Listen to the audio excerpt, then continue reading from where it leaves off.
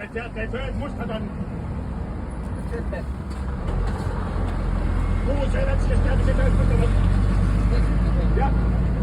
Muud võimalust sa pead mängima, sest lava taga ei olnud valmis, keegi vahetab riideid, eks ole.